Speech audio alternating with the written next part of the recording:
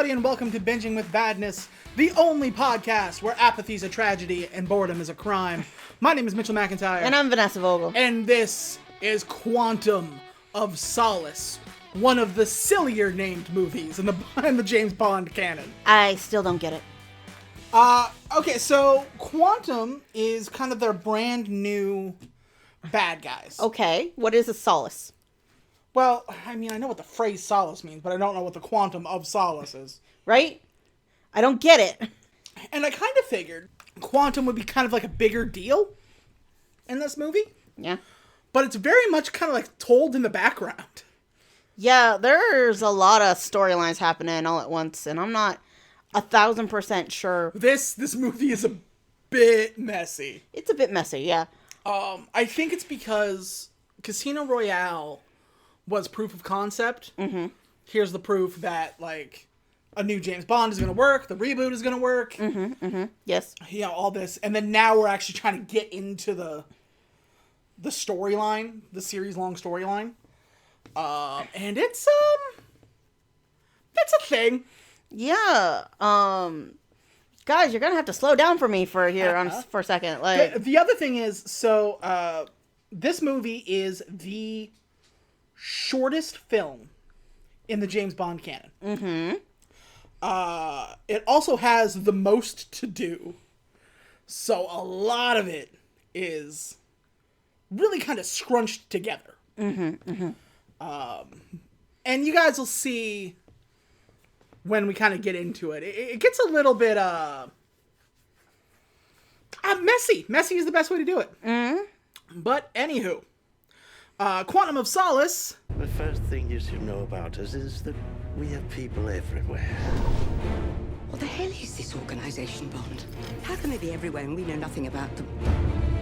This is the world's most precious resource. We need to control as much of it as we can. Name check. Dominic Green. He's a person of extreme interest.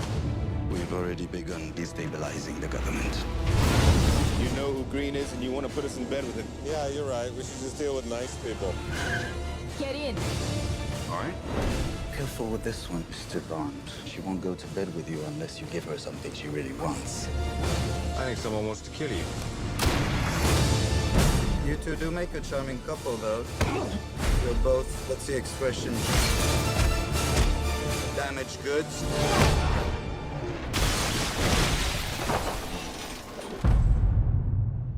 Is a 2008 spy film and the 22nd in the James Bond series, published by Eon Productions, directed by Mark Forster. Now, you might not know who Mark Forster is, but you've probably seen one of his movies. He did Monsters Ball, Finding Neverland, Stranger Than Fiction, which is a really good movie, mm-hmm. The Kite Runner, this, World War Z, which is not a very good movie, and Christopher Robin, which, god damn it, I liked. okay, I read the book, The Kite Runner. Right? That is a filmography that's all over the fucking place. Because I've never heard of it. Okay, The Kite Runner will make you want to hang yourself. I don't want to watch it then. You do not.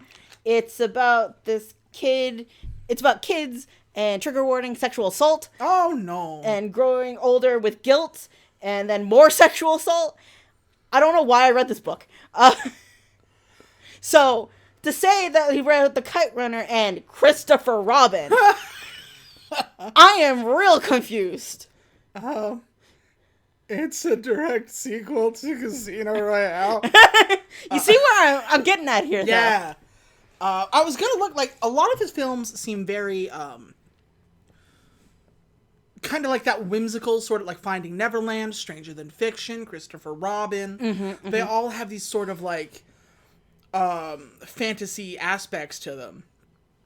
And it was weird they picked him to do Quantum of Solace in our new kind of gritty James Bond. And it kind of worked. Well, we'll see. Yeah. Anyway, like I said, this is a direct sequel to Casino Royale, and it is the second film to star Daniel Craig as the fictional MI6 agent, James Bond.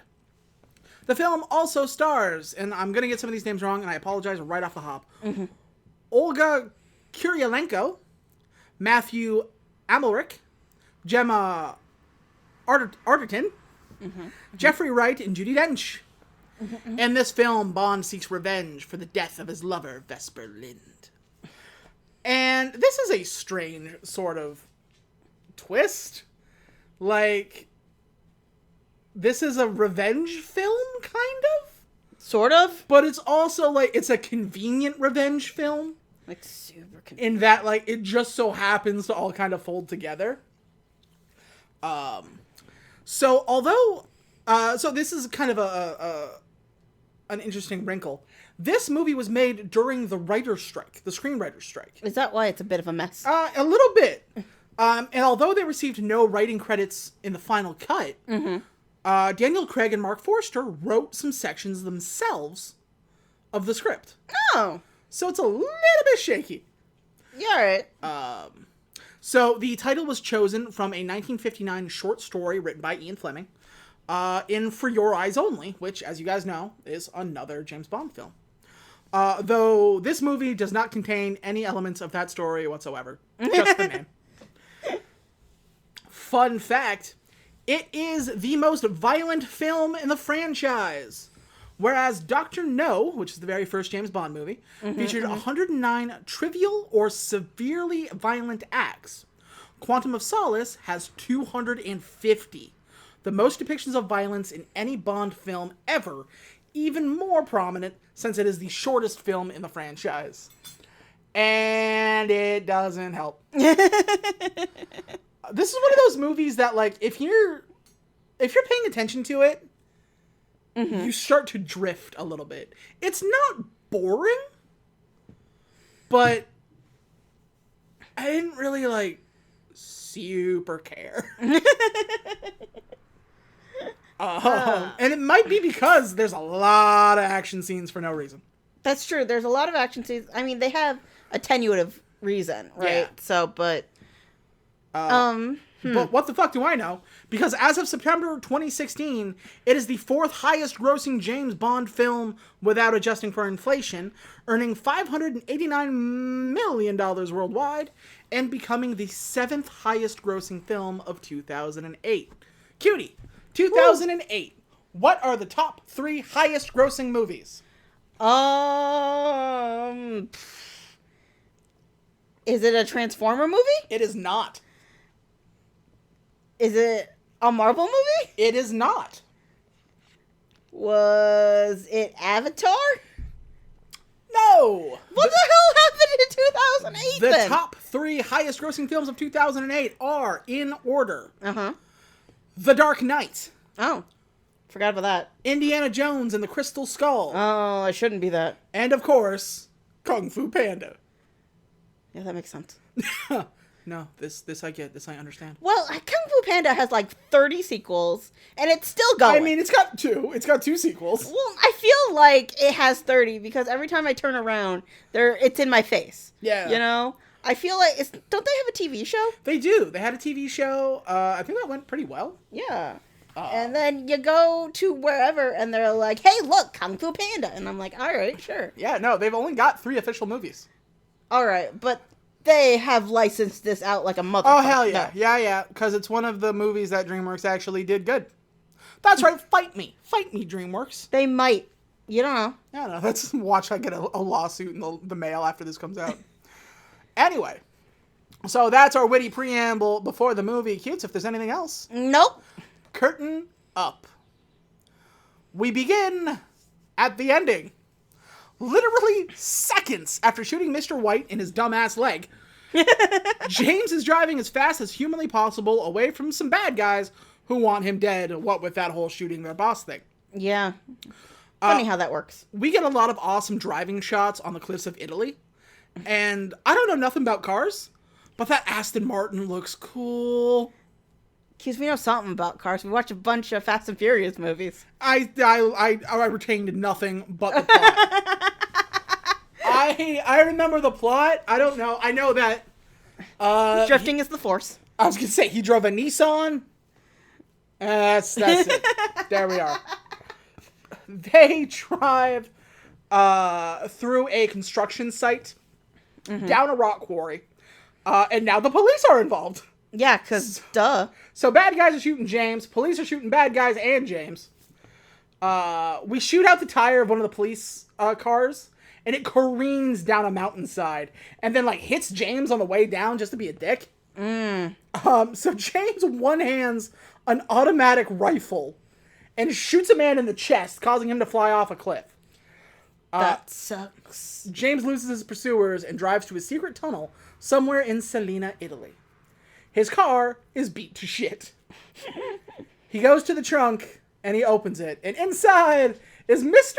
White. Hey, buddy. He is alive, but I gotta imagine kind of pissed off. I would be too. Fuck. So this whole movie has a kind of a grainy, almost like a filter on it. Yeah, it makes it look like one of their older James Bond movies. Yeah, and it makes it look kind of cheap. Yeah, because the old James Bond movies were kind of cheap. Yeah, that's true. And I say that to move into here, because it's time for the opening credits. Like I said, I love James Bond opening credits. I love the songs. I love the visuals. Yes. And this is Another Way to Die by Jack White and Alicia Keys. I love Jack White. Oh. I love the White Stripes. I am wildly aware. Yes. And you would think this would make for a good song. But not really. Seriously? Seriously. I thought it was pretty good. I have issues. What do you... Cute, it's Jack White. You love Jack White. I do love Jack White. It goes me, Jack White, all of Jack White's work, and then, like, Subway sandwiches. Like... So, you know, like I said, I love the White Stripes. I have all of their albums. I have, you know, Lazaretto was an amazing solo album. One of my favorite songs, or favorite renditions of the song is the White Stripes' Jolene. It's great, but something doesn't mesh. I don't know if it's just because, like, and Alicia Keys, like, I really like Alicia Keys. She can play the piano like nobody's business, and her voice is just amazing. Yes. But it doesn't mesh well with Jack White. And Jack White is very much the lead creative force on this song, kind of to its detriment. Because it sounds like a Jack White song. It sounds like a White Stripes song. It sounds like a Recounter song. But it doesn't sound like a James Bond song. Oh, that's the issue. It doesn't sound like a James Bond song. Also, I feel like the vocals take precedent over the music. And their voices don't really, like, harmonize well together. The lyrics are fine. I would say it had some pretty solid lyrics. Like, what was it? Like, drop of water. A door left open, a woman walking by, drop in the water, a look in your eye, the phone on the table, a man by your side. You think this is just another way to die. And so maybe it's the production that I don't like. Maybe it's something's just not hitting it for me. And this is even the visuals are kind of weak. It's all kind of based in sand. Yeah, they're kind of going back to the old, what was it? The James Bond things, because you can see the dots at the bottom that turn into the, like, the O's and the letters and whatever. Yeah, the barrel of the gun. And like, it's using the same old font that it always does, right? Which is cool. And this does feel like it's trying to invoke the old James Bond. The classic kind of James Bond feel. But it's one of the weaker James Bond songs. Look, I'm not happy about it. But, you know, it's kind of like when you have two great professional wrestlers who've never wrestled before, and you put them in a match, and you're like, this is going to be awesome, and it's just not. Just because people are great by themselves doesn't mean they're going to be great together. But it does sound like they should be great together. It sounds like it, but Another Way to Die is one of the weaker James Bond songs, kind of period. It's not the worst one. We all know what the worst one is. What's that? But you don't know what the worst one is? I do not. So I guess not everyone knows. That's true. Okay. Alexa, play Die Another Day. Alexa, stop. Don't actually play that. So, Die Another Day. I was about to say, I was going to fight you about Skyfall. Like, Oh, no, God, no. Skyfall's amazing. Die Another Day was for the movie Die Another Day. And it was written by Madonna oh no. in one of her weaker periods. So most of it. 2004, Madonna.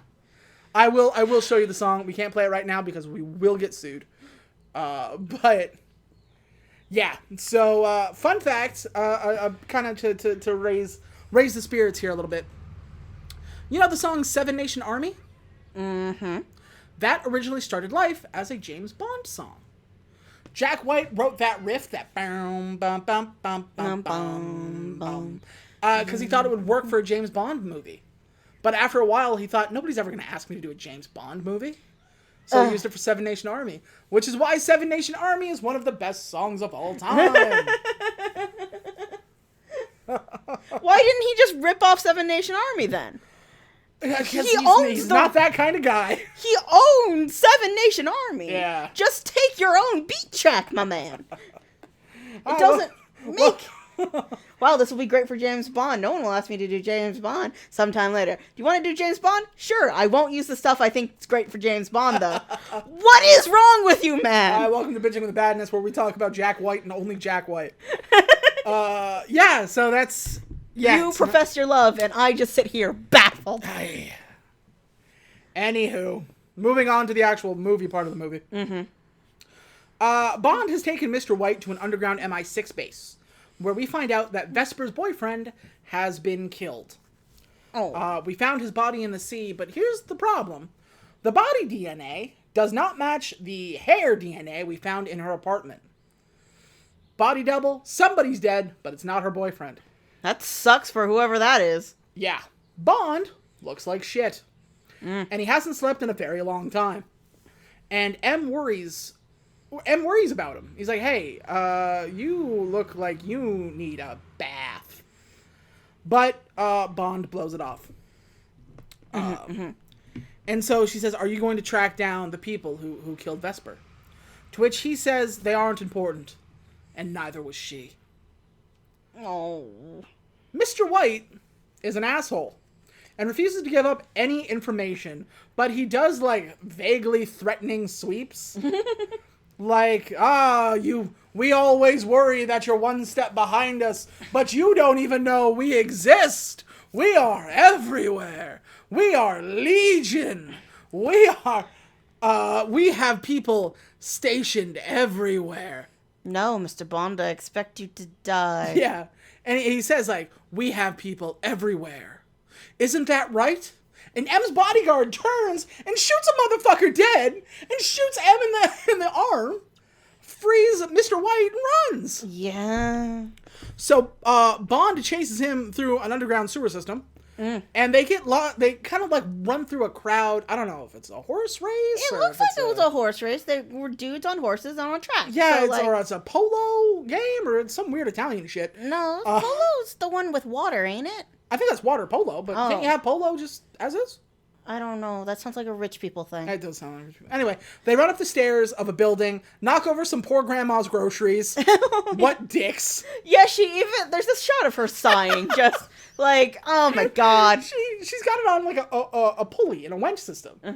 And like she's just pulling it up because it's like a thing of cherries.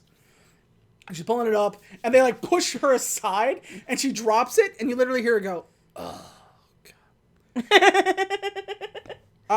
So what we get here is kind of a hollow retread of the Casino Royale rooftop chase. They hop from building to building and you know we kind of do stuff like that. Does everyone that Bond chases a parkour master? Like every single fucking dude. Like he should just do a preliminary check. Do you know parkour? Do you know parkour? Do you know? Oh, you do? I'm going to be chasing. You're under arrest. You're under arrest and you're wearing cement shoes. Like, yeah, so it's, you know, it's not bad, but like the original is just so grandiose and huge and like it's such an amazing set piece. So good at it too. This one's all right. It's okay. So we chase the bad guy up a bell tower, and he kind of like gets the drop on Bond by knocking him out with his gun. And so, like, Bond grabs a hold of them, and he tips them off over the bell tower, and they fall through the glass ceiling of a church under construction. That was cool. And so we have this kind of weird... It's not really a fight, and because they both kind of lose their guns. So they're both kind of chasing after their own gun. And there's, like, raining glass from everywhere. They're, like, knocking glass And off of shelves and shit. They're swinging from rope to rope. They got to be, like, 30 feet up in the air. And they're, you know, swinging from ropes and trying to grab each other. It kind of looks like American Gladiators. Like the game where they swing from the ring to the ring. Oh. And try to knock each other off. Eventually, Bond falls, but his leg gets wrapped up in the rope he's on. And his head, like, kind of hits the ground, but he kind of bounces up a little bit.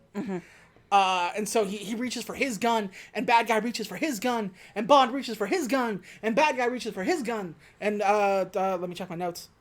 Bond reaches for his gun, grabs it, turns towards the camera, and shoots. And, god damn it, is he cool. He's so cool. He shot a guy while hanging from a rope upside down. Dang. Even if this is one of the weaker movies, how dare you consider Daniel Craig wasn't a good Bond? Like, how dare you? We go to London in its natural state, raining. That's what I'm told. Yeah. The bodyguard was named Craig Mitchell, no relation. And worked for M for 8 years. 5 years as her personal bodyguard. And she says, apparently they do have people everywhere. Everyone says that. You don't expect them to have someone in the bloody room. Everyone uses that expression. Florists use that expression. I love Judi Dench. Like, Judi Dench, I believe, is one of the longest standing M's in the James Bond canon. And deserves it. Yeah. She's amazing. What I liked is that she was just like, 8 years. 5 of those years he was my bodyguard. There are Christmas presents around here that I gave him.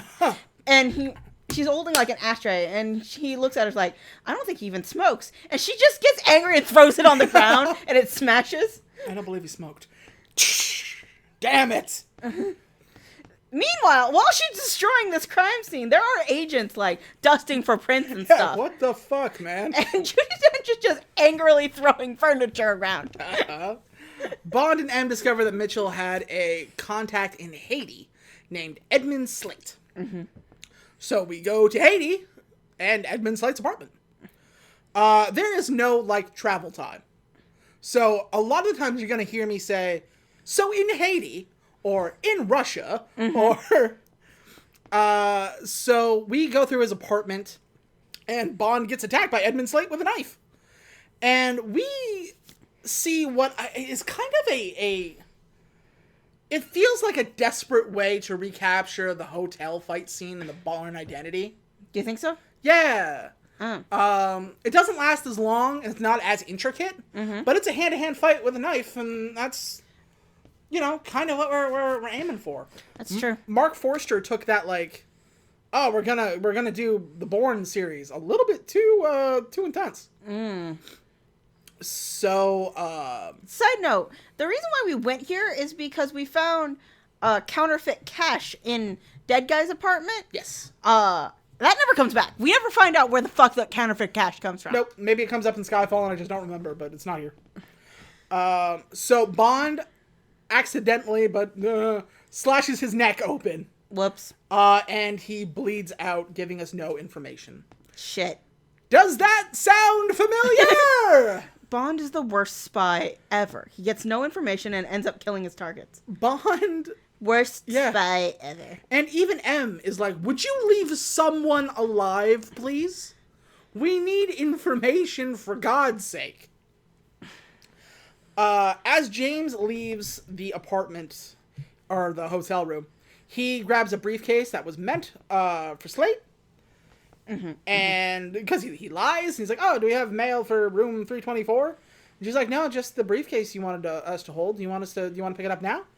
Yes, I do. Thank you. So he picks it up, walks outside, and somebody pulls up to pick him up.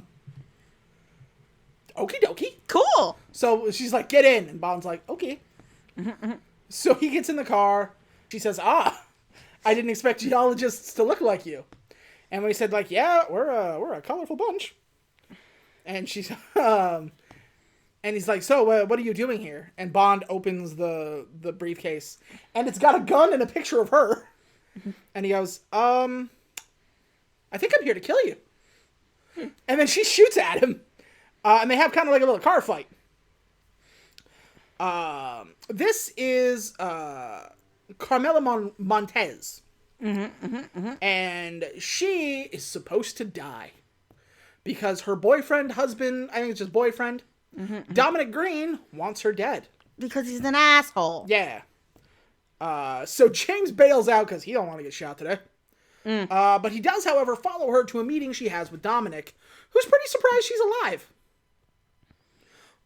So while we observe this meeting, James learns that Green is helping a Bolivian general, Medrano. He's a deposed dictator, and the fellow who murdered Carmela's family.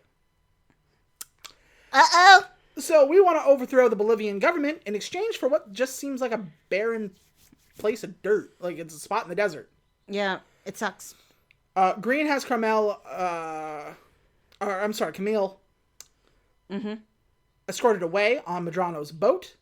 And so he's like, hey, so we'll give you the money and we'll give you the spot and I'll throw in her to sweeten the deal. What a dickhead. And Medrano's like, Aces, let's go. And James kind of sees this and he goes, nah, I'm good. And drives a boat into their boat. And he's like, get in! And she's like, okay. Better him than this guy. The thing is, Camilla isn't, like, thrilled with her rescuer. Yeah, She's also not thrilled with the entire, like, situation, because once the boats crashed, she had a gun, and then the gun fell in the water. Like, she botched every check that she had, right? She's having a rough night, a rough day. So she kind of has, like, a little fight with James in the car, in the boat. And he's like, wouldn't you stop? I'm trying to save you. Much like trying to get Tanner someplace where she shouldn't be. Yeah. Like giving the dog a bath. Yeah. Anyway, so away we go on the boats. So we got the car chase out of the way. We got the foot chase out of the way. Now it's time for the boat chase. Yay! Like literally everything else James Bond does, instead of deftly maneuvering his way through the obstacles, he runs himself right through it, blowing shit up behind him. Oh my god. Who trained you? So we follow Green to a plane, and we also discover that he owns a big fancy company called Green Planet. Which essentially buys up land and uses them as conservation efforts. But Yeah. M tries to talk to the Americans about this guy. And they're like, hey, Dominic Green, you guys want him? Any interest? And they go, hold on just a second. And a guy pops up, he's like, yeah, South American CIA agent, Greg Beam, no. Goodbye. And to which M goes, oh yeah, they got interest in him. He's like, but didn't he just say? He goes, yeah, they put me on hold to a different CIA agent. Of course they got stuff. All I said was, like, his name, and they knew exactly who the fuck I was talking about. Yep. So, the head of the CIA South American agent is Greg Beam, played by Hopper. Hopper! From Stranger Things. And he's got a mustache for days. That's true. He is also with Felix Leiter, the guy from Casino Royale. That fronted us like $5 million. Yeah, good for him. Also Green is in this plane. So Green talks with the CIA agent Beam, and they basically said, here's a non-interference deal. We let you have this land however it is you take it, but we want the oil that you're gonna find. Capitalism. Yeah. And Green's like, Ace is whatever you want, man, can do. Hey, I got myself a little bit of a problem. See this guy? And he holds up a picture of James Bond. And there's... and Beam holds it, and he goes, Felix, you ever see this guy before? Felix takes the phone, and he goes, nope. And Beam goes, what Why, that's James Bond, international super spy, MI6 agent, James Bond. And Felix is like, fuck's sake. And Green is like, yeah, I want him dead. And Beam is like, alright. Fuck, I care. Gotta deal with England. Tea-drinking pansies. So, after this, we follow Green to a production of the opera Tosca at Lake Constance in Austria. It's a very fancy party, brother. Yeah. There's olives in the toilet and everything. It's a whole thing. This place looks like an Apple store.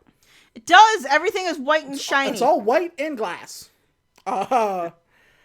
So Bond kind of sneaks in. They're all watching the opera. He kills a guy, and it takes his earpiece and kind of listens into the meeting they're having. They're all sitting watching the opera and also having a meeting at the same time, which means they're talking in the theater, and they're really bad guys now. But also, could you pick, make it easier to pick them out? They'll be the ones talking, right? Yeah, right? Like, it's not like they're texting each other or anything. Like, we get the drop that this gang, this group of people who work undercover and control the world is not the Illuminati. It is Quantum. What does Quantum stand for? Good question. Anyway, so as the fuck is Quantum? IDK. Yeah. Bad guys. So as they talk, they're just like, we'll do this and then we'll do bad guy stuff. And Bond goes, might I have a suggestion? And they're all just like, fuck. Let's go. And for no reason, like 7 people get up from their seats at the same time and walk away. Again, like, this is a terrible plan, guys. Everyone will be able to pin who the hell you guys are. And Bond does it with a fancy camera. Yeah, and one person in the crowd looks at them and goes, well, Tosca isn't for everybody. So we have a gunfight in the restaurant during the aria of the opera, because of course we do. Yeah, why not? But, like, there's this weird part, and it's only for, like, 10 seconds, where there's no sound but the opera. Yeah. Like, there's gunfire, and it's all silent.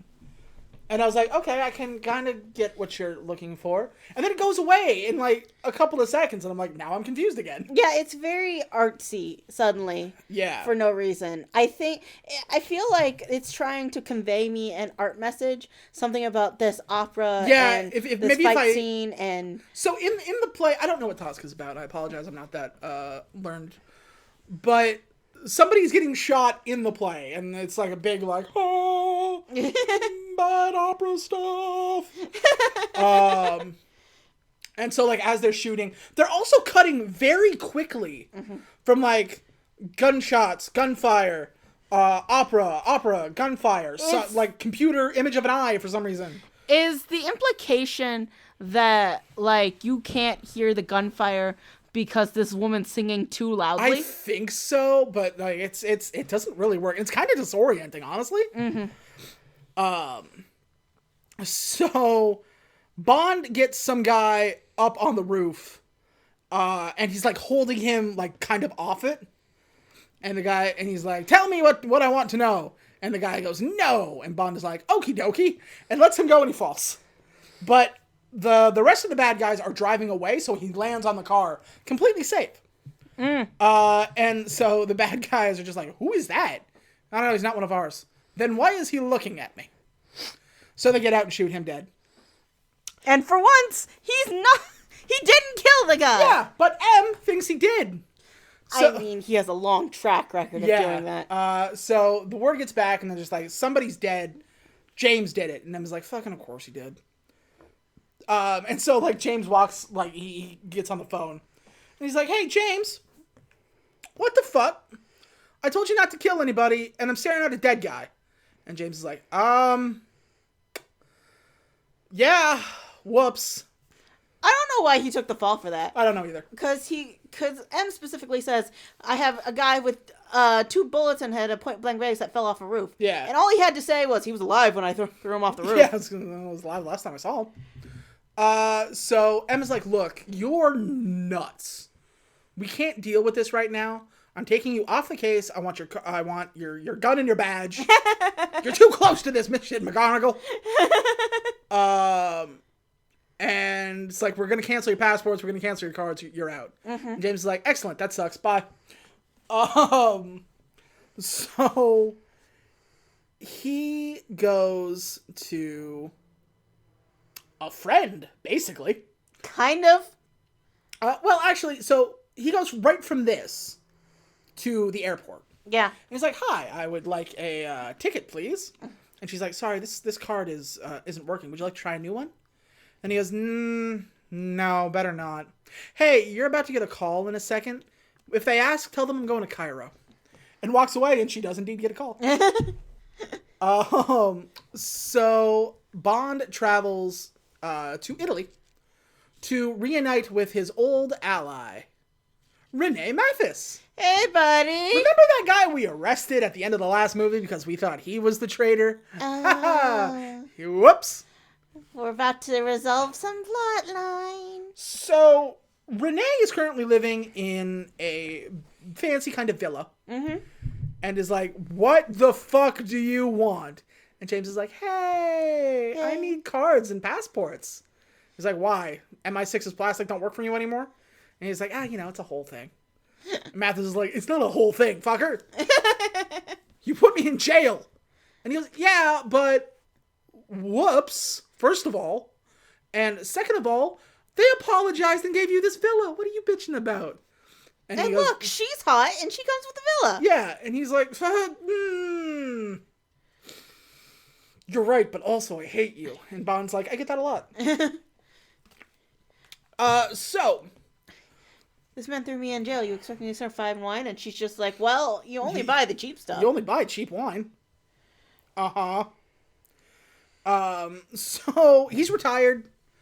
And I feel like it's forcibly retired. yeah, he's just kind of living his life. And Bond is like, hey, I'm gonna go do cool spy stuff. Do you want to come too? And Mathis is like, no. So we cut to Mathis's plane.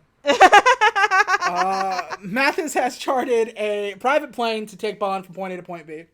It's one of them fancy-ass planes with a bar in it.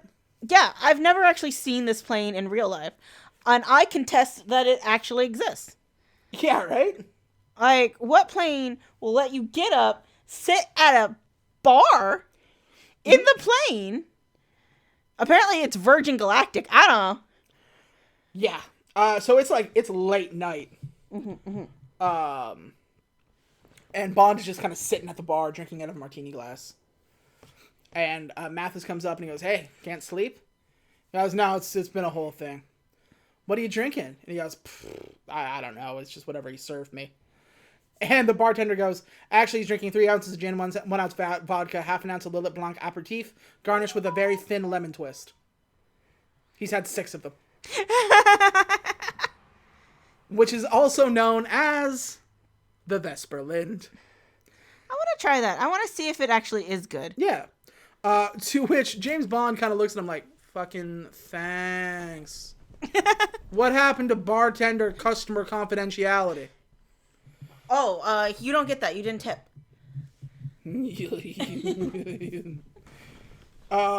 So Mathis is kind of like, hey, keeping this all in your mind is gonna kill you. And Bond's like, probably. He goes, listen, Vesper did everything she could to keep you alive. She gave up everything to make sure that you're still here. Like, yes, she did turn on you, but also, like, the reason you're still alive right now is because of her. It's like, you gotta chill out. He goes, do you want a sleeping pill? He goes, no. Pain pill? Happy pill? Sad pill. I got pills. I got pills that'll make you tall or make you feel tall. Make you feel tall. I got pills that make the hurt go away. And James is like, I'm good, man. He just has a pharmacy on call, I guess. I was gonna say, he's just like, I'm gonna drink a martini. You do whatever you want. So they try to get to sleep, and it probably doesn't happen. They get off of the plane, and some lady's there. Her name is Strawberry. Strawberry Fields. That's adorable. And they're like, hey, how's it going? And she's like, yeah, I'm an MI6 agent. You are going back to England now. And James is like, haha, no, I'm not. And he's like, fuck, what? Yeah.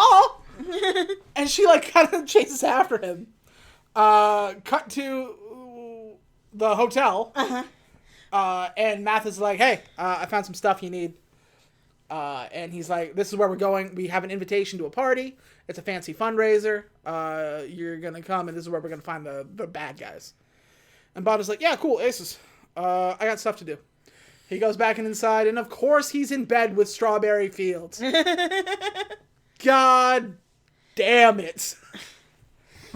And it's like, it's kind of funny, just like, that's James Bond, huh? But then part of you is just like, this is kind of misogynistic, isn't it? That was fast. That was really fucking fast.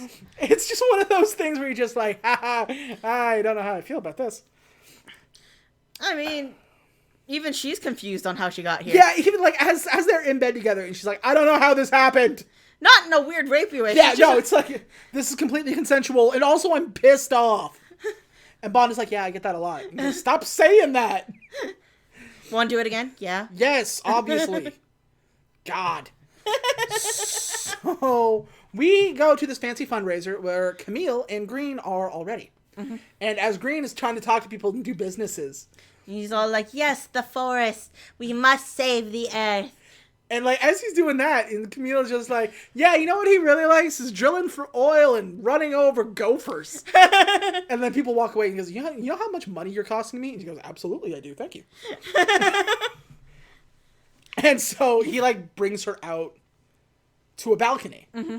And it's very threatening. He's just like, haha, if I push you off, you've been drinking. People will think you just fell. Mm-hmm. And she's like, haha, you do it. I'm bringing you down with me. And so he like turns, is like, oh, boy, here comes the murder. And Bond walks in and he's like, hey, Green, how are you, my man? And he's like, fucking this guy. And he kind of grabs Camille by the hand. Mm-hmm. And he's like, I'm sorry, we have to go. And he's like, don't worry about her. She won't sleep with you unless you have something you want. Although she is good when you get her on her back.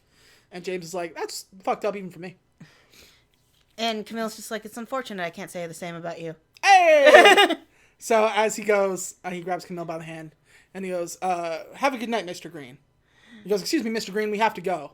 And he goes, oh, my friends call me Dominic. And he goes, I'm sure they do.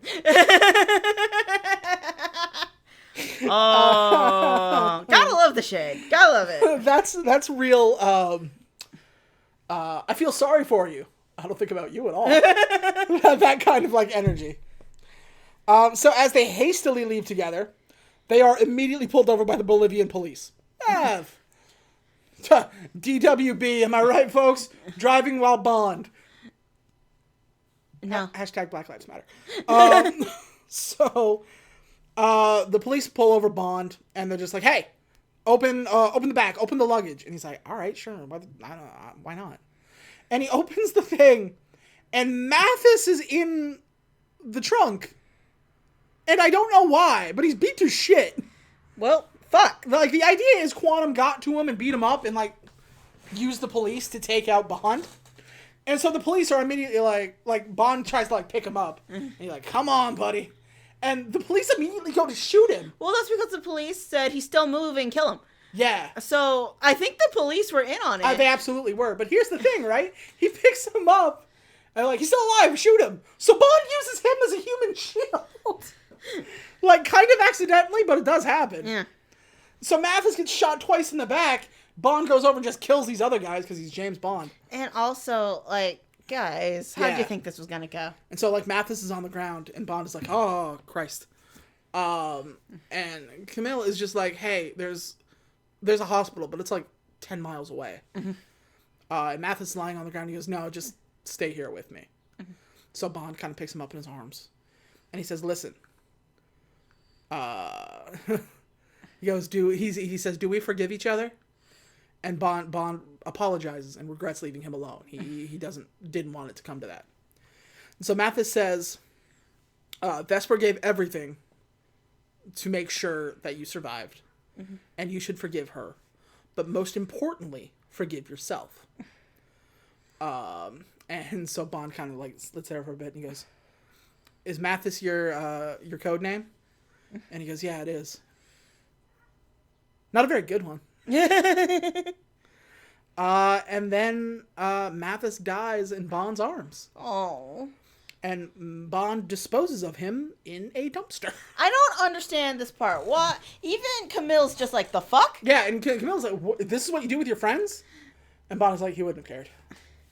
And it's kind of to show, like, he's trying to...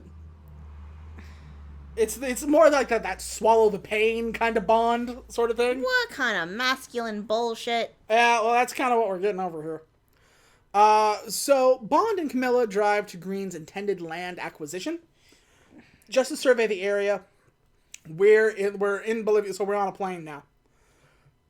And then so we drive over, and it just looks like a big old plane. Like, it just looks like a big old hunk of desert. Mm-hmm. And they're like, well, that's a desert, all right. And so Bond and Camilla just kind of talk to each other. It's a nice little scene. Mm-hmm. We learn that Camille is actually former Bolivian Secret Service. Oh. Well, fuck. Yeah, she has experience in this kind of thing, which is why she's not phased. Mm-hmm. We talk about basically what happened to her family, and that the big bad general from earlier essentially raped her family, killed them, and then lit their house on fire. Mm-hmm. And Camille was the only person to survive. So, yikes. That sucks. And as we're having this nice little bonding moment, we start getting shot, because of course we do. They are intercepted and shot at by both an air fighter and a helicopter. A fighter jet and a helicopter. I don't know where we got these things, but here we are. Well, Quantum's got fucking money, man. That's... So we've had our foot chase, we've had our car chase, we've had our boat chase, and now we have the plane chase. We hit it, folks! The quad factor! Land, sea, air, and then land again, but with your feet.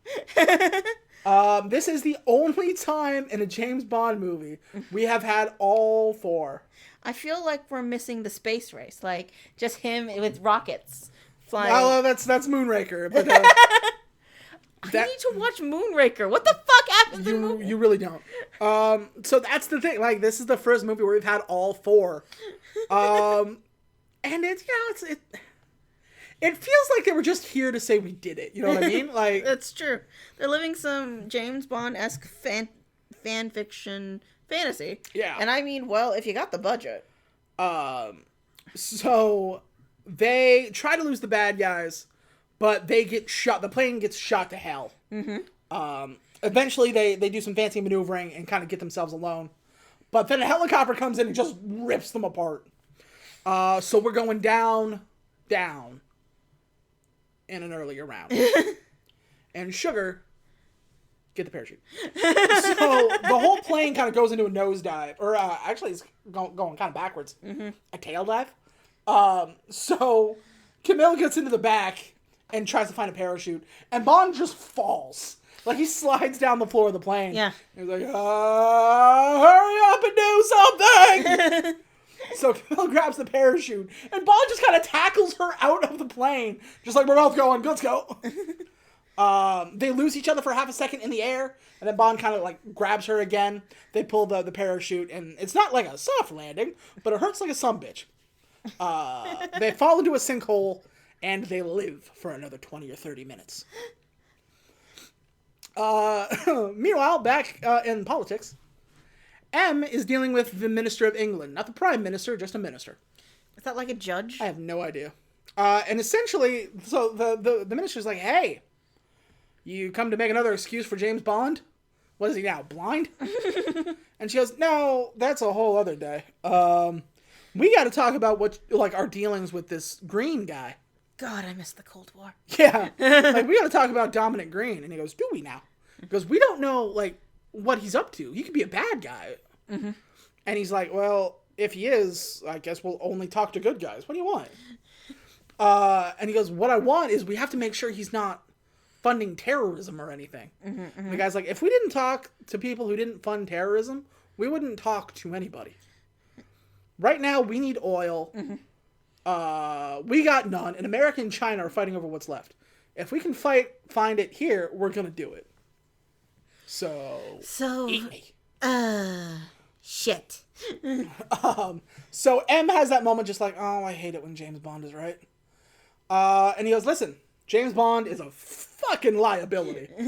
So either you rein him in or the Americans will kill him. That's where we're at. That's official. We're going for it. Well, shit. And M is just like, I don't know which one I want more. Meanwhile, deep in a hole, Bond and Camille are just kind of just sitting there going, well, we're in a hole. Well, that fucking sucked. It's a big old hole. Bond has a nice moment where he puts his jacket over her because she's cold and in a cocktail dress. This is not where she thought her night was going to go. Yeah. And as they kind of like walk around, Bond is like, hey, you notice how there's no oil down here at all? But there should be a river. Because that's water. And he looks, and the water has been dammed up. Oh. This place doesn't have oil. This place has water. And what he's doing is he's dammed up the reservoir to create a man-made drought. What a dick! I did not know he worked for Nestle. Nestle is quantum. You heard it here. So, yeah, he dams up the water, creates a drought, and then he can sell them the water and look like a hero. Yeah, because either they die from lack of water or he's hero. What a dick. What a dick, this guy. They get out of the hole somehow. I don't remember how. I believe they just walk out of it. I think they just... Because there's no real explanation. They must just parkour out of it. Like...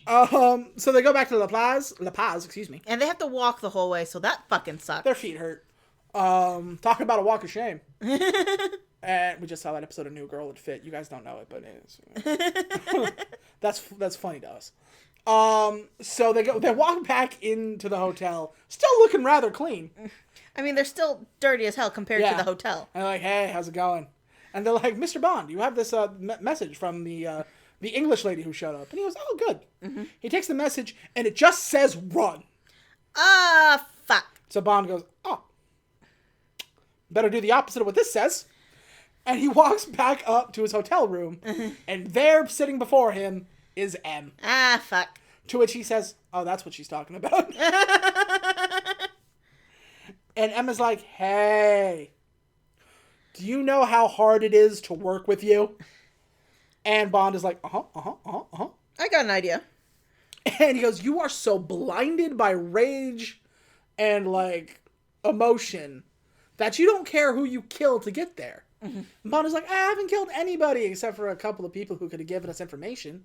She goes, yeah, but people end up dead because of you. Follow me. We go to their bedroom, and Strawberry Fields is dead. Super dead. She is covered in crude oil, and essentially it drowned her. Ugh. If you are a James Bond connoisseur, you will know that this is actually a reference to Oddjob's murder of Jill Masterson in Goldfinger. Huh? Goldfinger, the third James Bond film, instead of oil, it was gold.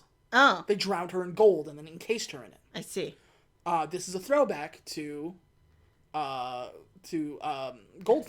I see. And Goldfinger is where we get the line, no, Mr. Bond, I expect you to die. Oh. I see. So it's a macabre little throwback, but it's also a fun little throwback. I can't believe we killed Strawberry Fields, though. Yeah.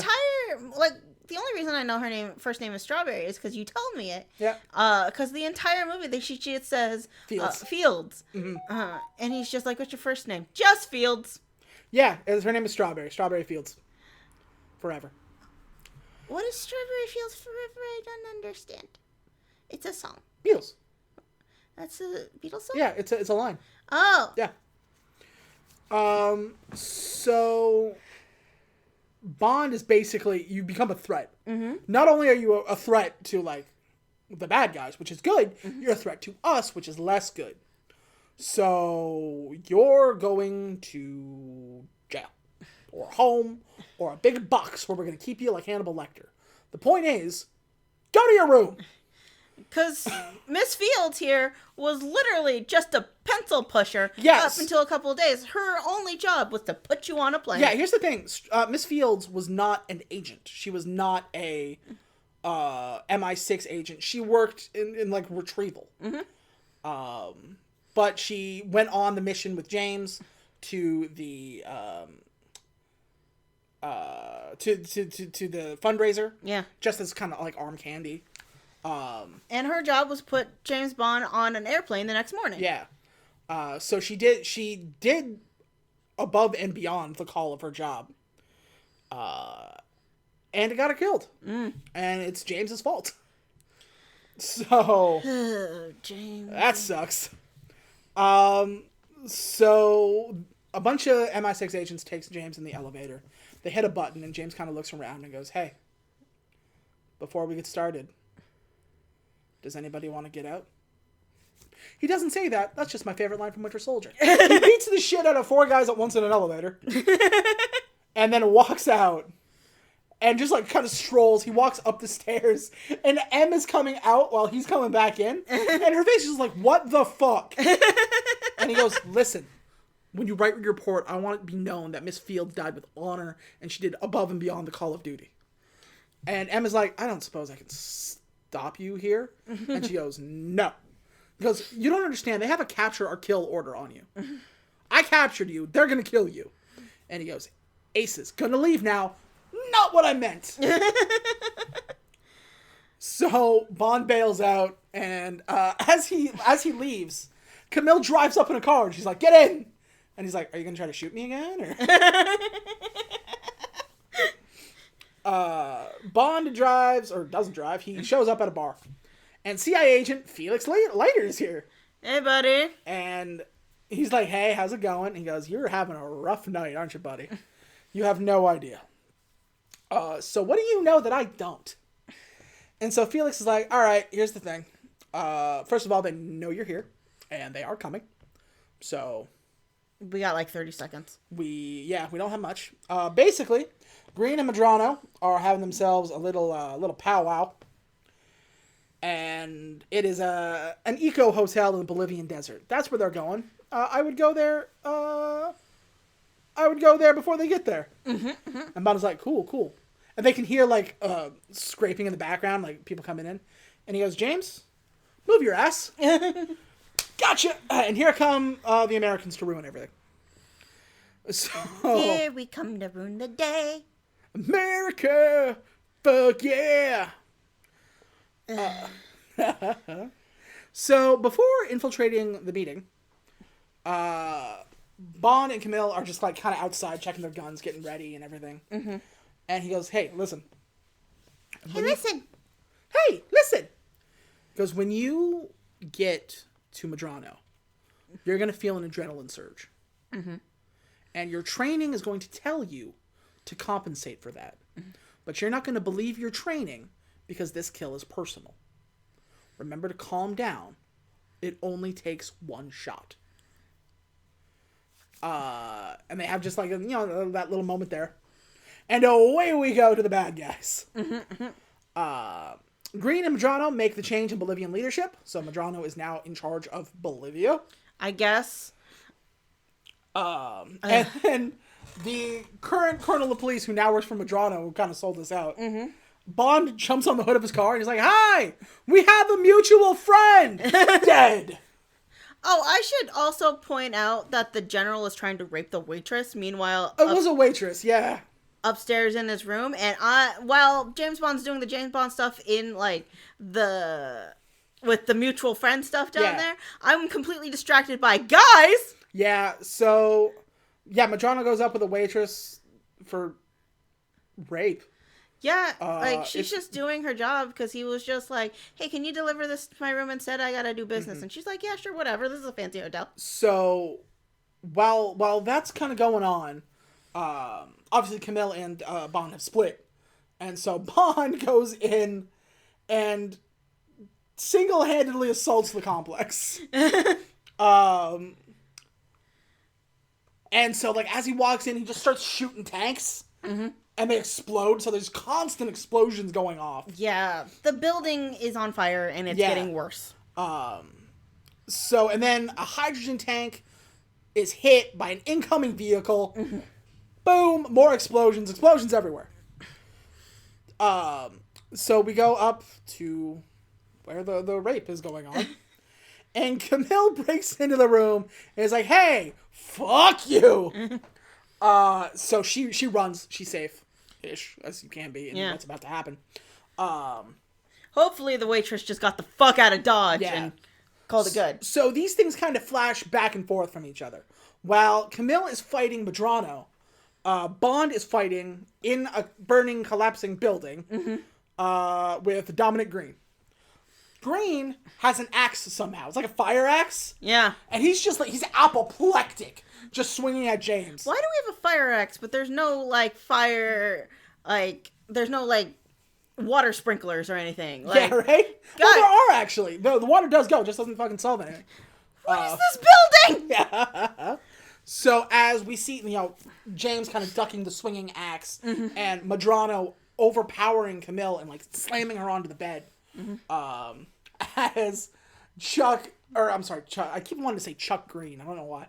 Dominic Green goes to take a big swing, and Bond gets out of the way, and he lodges the axe into his own foot because he's a moron. Meanwhile, Camille is being overpowered by the general, so she reaches down and just grabs him by the dick, and like throws him off of her. And he's like, "Ah, my dick." Yeah. And so while this is going on, Bond grabs Dominic and like throws him up and over. They're on a walkway. Yeah. So there's a drop.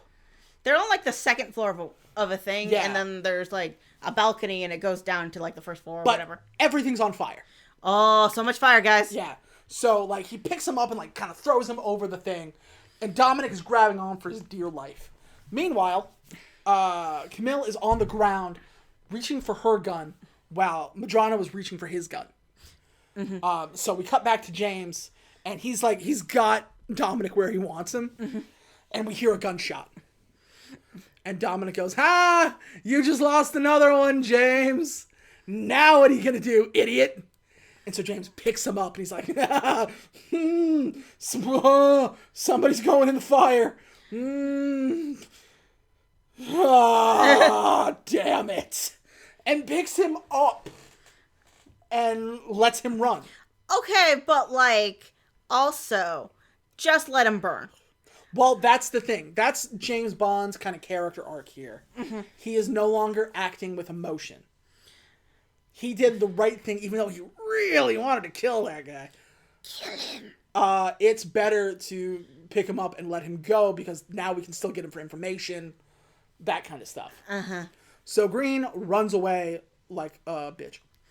So, meanwhile, we cut back to Medrano, who is dead. Camille got the shot off and finally avenged her family. Because, like, he was all like, I remember your face. Now I'm going to kill you like I killed your mother and your sister. And also rape some more. And then everything's on fire like last time. And she's just like, I hate you. She also stabbed him with the glass that, like, he threw through a glass table and she picked up a shard and just started stabbing him. So, like, Camille's got some adrenaline. As a Bond girl, yeah, Camilla's dope. I expected her to be the dead one, honestly. Yeah, but no, she was hardcore. So here's the problem. As she runs out, everything's on fire. Everything is on fire. And it triggers her. And she clearly has PTSD from her family. And she shuts down and can't move. She basically runs to the platform where James is. And just, like, can't move anymore. And so James kind of runs around and sort of, like, kind of grabs her and tries to calm her down. But he looks around and, like, there's fire everywhere. Like, these guys are fucked. Like, there's no way out. And she keeps rocking back and forth and saying, not like this, not like this, not like this. James realizes what she means. She doesn't want to die in a fire like her family did. So she won't. James takes out his gun, holds her close, and says, shut your eyes. And she says, you were right. It only takes one shot. And so James, he puts the gun next to her head as a tile falls off the wall, revealing yet another hydrogen tank. Oh, boy. To which James is like, 3, 2, hey! Boom! He shoots the thing. It blows a hole wide open. Go, go, go, and go! They run to their safety. Never speaking of this event ever again. Yeah, right? Not a bad little moment. So, they get out. He makes sure that Camilla's safe. And then he goes, 1 second. I gotta go chase down a guy. He gets into a vehicle and just drives into the desert because Dominic Green is running for his life. Fuck this guy. And he catches up to him and he goes, hey, where you going? And Dominic's like, oh, okay, hey, you said you'd leave me alive if I told you everything about quantum. And I did. So you're going to leave me alive. And Bond is like, yes, I am. It wouldn't behoove me to kill you. But here's the thing. If I know everything you know, then Quantum knows that I know everything that you know. And they're meaner than I am. So, I'm going to let you go wherever it is you're going to go. Good luck with that. By the way, and he kind of opens up his trunk and he tosses him a can. And he goes, I give you 20 miles before you think about drinking that. And he looks, and it's motor oil. Bond gets in his car and drives away. I mean, that's as good as killing him. Like, come on. Yes, it is, but he didn't do it. He did give him the option. I just like that. Bet you'll make it 20 miles before you think of drinking that. Bond drives Camille to a train station, and they kiss before departing. She says, basically, I wish I could help free you from the prison in your mind. Like you helped for me. And he goes, I keep thinking, he's dead, and I don't have to worry about it. But it's hard for me to get over that. Like, everything that's happened. She's gonna go to therapy. Yeah, oh yeah. And she basically says, look, I wish I could do the same thing for you, but it's not easy. They kiss, and she departs for her train. So we go to Russia. Meanwhile, where Bond confronts Yusuf Cabria. Who is that, you might ask? Well, that was Vesper Lynd's boyfriend. Oh, no. That's the person she died to save. Turns out, your boy's a member of Quantum. And his whole gimmick is that he seduces high-ranking, powerful women, gets them to love him, fakes his own kidnapping, and the ransom is state secrets. So that's kind of what's going on here. So Bond is just like sitting in the hotel room, and he brings somebody in. He's like, yeah, baby, this is going, here comes the sex. And, oh, God, no. And Bond is like, hey, sit down. And he looks, and he's like, he's got the gun trained on Yusuf's face. And he goes, hi, how's it going? Are you Canadian? And he goes to the girl. And she goes, uh-huh. He goes, yeah, all right. He tell you all these kinds of things, and you know you're super high up. He goes, you can tell me, I already know. Like, and she goes, yeah, I am. He goes, uh-huh, cool. Did he give you a necklace? And she's like, yeah. He goes, he gave me a necklace too. Well, he didn't give it to me. He gave it to a very dear friend of mine who's no longer with us. That's his whole thing. Is he, trades secrets for his own life. I would leave if I were you. It's gonna be a whole thing. And she's like, thank you. Yeah, she just quietly leaves, and on her way out, she just quietly says, thank you. Yeah. And I'm like, oh, dear, you were falling for her, weren't you, babe? So that's the thing. Vesper didn't turn on James. She wasn't a double agent. She was stupid. Yeah. Like, she was dumb and fell in love with the wrong guy. Oh, Vesper, no. Yeah. So, Bond stares daggers at Yusuf. And he's like, hey... He talks to the Canadian, and she's like, let the security intelligence services know you guys have a leak. You guys can patch that all up. So she leaves, and he's just training on Yusuf, and Yusuf's like, okay. And he goes, just make it quick. And Bond is like, cut to the outside, where James walks out, and where M is standing. And M is like, so... he's dead, huh? And Bond goes, no, he's still alive. We need to question him. So I left him alive for questioning. But being alive doesn't mean you need all your limbs. Yeah, So, that is true. I'm just saying, if you beat him and to the point where he breaks his arms and legs, that's still alive, which is an upgrade from what? From dead. From dead. You can question a man with no limbs. Yeah. So as they talk, M goes, that's very mature of you. Mm-hmm. They found Dominic Green. He was dead somewhere in the Bolivian desert with 2 bullet holes in his back. And also a stomach full of motor oil. You have any knowledge of that? And James is like, me? No. What? Not the bullet thing. He doesn't really volunteer any information, but he's just like, all right. But he does go, turns to Em and goes, you were right. I went too big too fast. And Em goes, okay, now we need you. We need you fully reinstated. We need you back. And Bond says, I never left. Bitch, I never left. As he walks away, he drops Vesper's necklace in the snow. And we get a fade to black with a little dot shows up, follows to the left as Daniel Craig turns to the camera and fires. Dun, dun, dun, dun, dun. For the very first time, we get a James Bond opening sequence at the very end. Because now, he is the James Bond we know and love. Mm-hmm. Curtain down. This one is kind of a mess. It's a little bit messy, yes. Not a fan that Strawberry Fields died. Yeah, that's a frequent goings-on in James Bond movies. Ugh! Man! I think this is definitely one of the weaker ones. Definitely so far the weakest of Daniel Craig's films. I say that having not seen Spectre. And from what I understand, that one's not great either. So we'll have to see. He's kind of on an odds and evens kick. Oh boy. 1 and 3 were amazing. 2 and 4 ain't so great. We call that a reverse Star Trek. But there are still good things to like about it. Mm-hmm. You know, the action is still good. Daniel Craig is still amazing in this role. He's still an amazing James Bond. Mm-hmm. Judi Dench is an amazing M. Oleg Kurilenko, I'm so sorry. Camille? Yes. All right. Is a great Bond girl. She is. Like, I did not remember how good she was. And she survived. Which is always nice. So, you know, we had some good stuff. We have now set up Quantum. Mm-hmm. We have the evil bad guys. We have our good guys. Mm-hmm. Let's hit it. So that's the good part.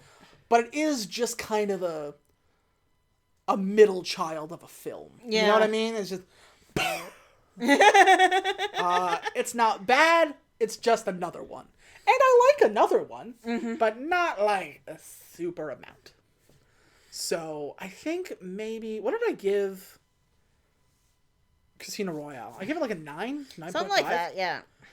This is maybe a 6? Oh, I was going to like say 7. Really? Yeah, it's pretty good. Yeah, it's one of the... But it is a marked step down from... Well, yeah. I mean, I can regurgitate the plot of Casino Royale. I can't tell you. I just got done watching it and talking about it, and still I'm just like, what happened there? What exactly the fuck happened? You know? Yeah. Like, why would they kill Strawberry Fields other than look? Spite. Yeah, basically. Spite. You know, like. Why Camille has to go through this spy sabotage thing when she could just blow up the building that he's in? Like, that is true. Be a much shorter film. Yeah, like, she would do that, and then she'd go to therapy at 4, and, like, she could get on with her life. And away we go. You know? But yeah, so it's, like I said, it's one of the weaker ones. It's not a bad film. Mm-hmm. It is an okay film. That's true, but it's confusing in the sense that it's trying to be art. Like, the hell does Quantum of Solace mean? Like, I had to Google that shit just now. Yeah. And apparently it means measure of comfort. That's silly. Right? It just kind of makes sense, but like not great. In the sense that they both need something to comfort them in this weird, fucked up time. You're right. It does seem to try to be like it tries to mean more than it is. And I'm not saying that a James Bond movie can't. That's true. It can. But that's not your job. Yeah. You guys know why you're here, right? I was gonna say you can, but it's not what you're here for. You guys know why we're here. You made Casino Royale. Yeah. And that's the thing. So yeah, it's just it's alright. It's alright. Would I watch it again? I would. You know, if we're going through, like, I wouldn't pick it out. No. Like, it's like, oh, do you want to watch a Daniel Craig James Bond movie? Yeah, Casino Royale or Skyfall. Yeah, let's watch Skyfall. But if we're just like, oh, we're watching them all again? Yeah, alright, throw on. Like, I would actively avoid Tokyo Drift. That's true. You know what I mean? You don't Like, need to live through Tokyo Drift again. I would actively avoid Men in Black 2. And... Being the weakest James Men Bond... in Black International. Oh, yeah, well, we're not living through that again. But being the weakest James Bond film still makes you a pretty good film, right? Yeah. I have yet to... Like, there are bad James Bond movies. Okay, but how of them are hilariously bad? Where we cycle back onto it, Austin Powers style. Which I've recently found out is a James Bond parody. Surprise! I didn't know that. Okay, then. But yeah, so I think that's kind of where we're at here. Mm-hmm. It ain't bad. It ain't great. Mm-hmm. It's okay. It's okay. It's a 6. 7. Like, you take it at a 7? Yeah, if just like, hey, let's watch some movies. Netflix, Casino Royale, Quantum Solace. Yeah, I'll watch Quantum Solace. Yeah. Fine. Why not? Yeah, it is also the shortest of the James Bond movies, which is actually to its detriment, because they want a lot of shit in this movie. It's true.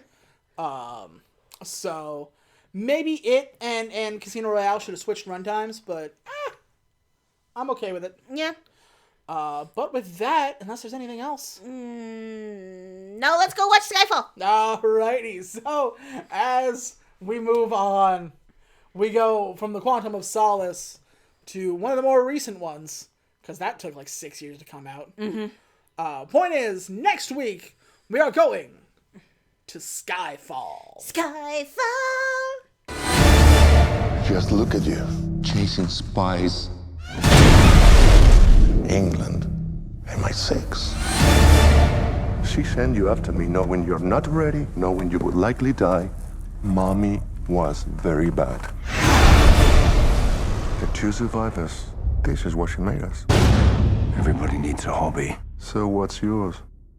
Resurrection. So next week, we are doing Skyfall, which, much like Casino Royale, is one of the better James Bond movies of all time.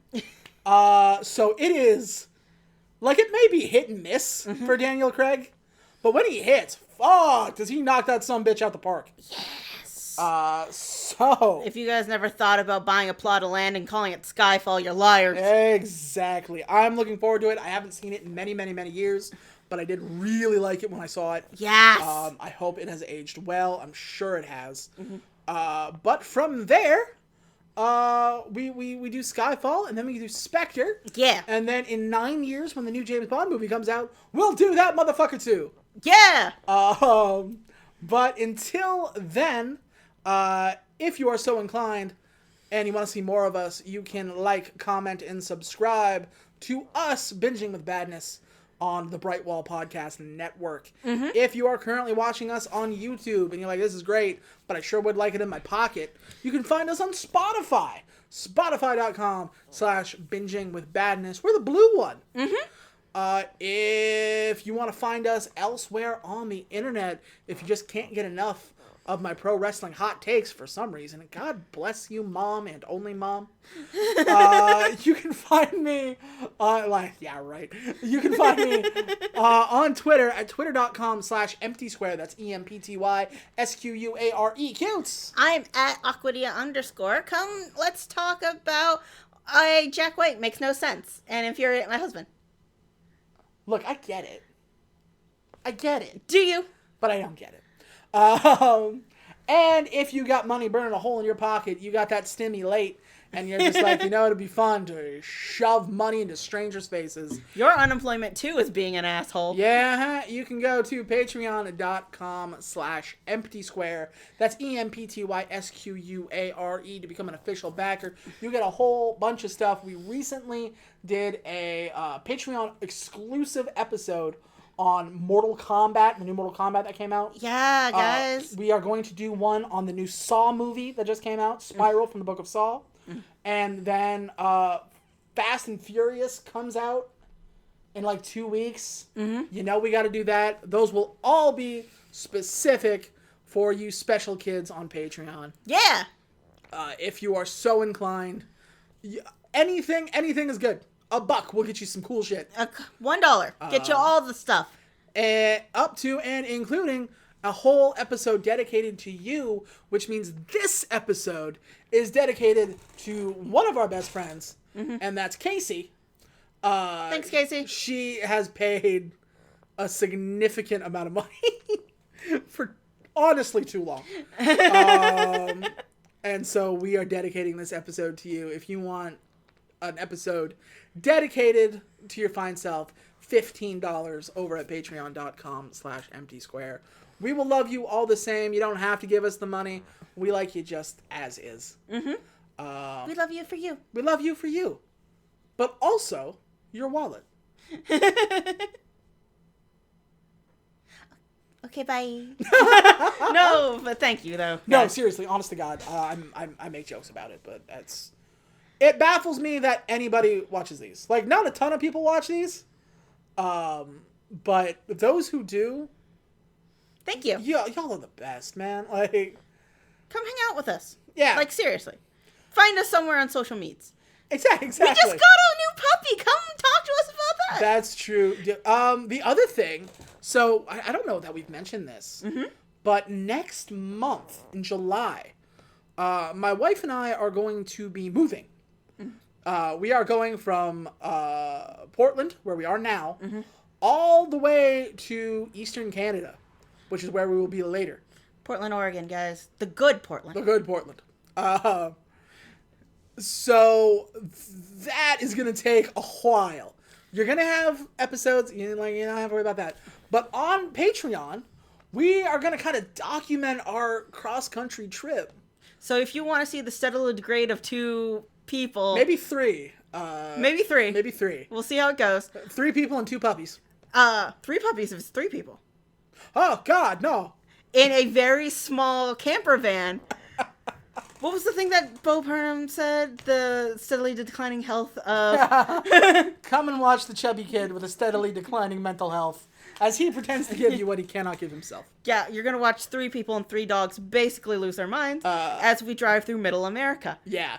So that is going to be on the Patreon. Once again, that is patreon.com/emptysquare for all the extra cool shit. And until next week when we hit Skyfall... we will see you. We hope you have a very good week. And we will see you next time. Okay, see you next time. Bye-bye. Bye. Bye.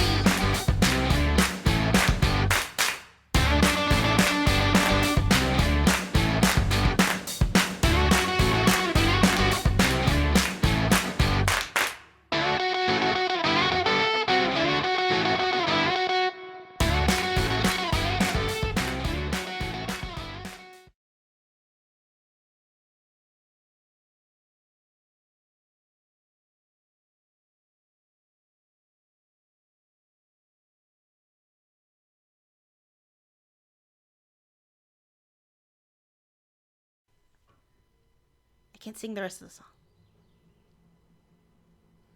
This is where I put the trailer. Oh. I can't sing the rest of the song because then we'll get coffee stricken. You understand? Because you're too good. Yeah, I'm too great at my Adele impersonation. You should put that in the after credits. I probably will.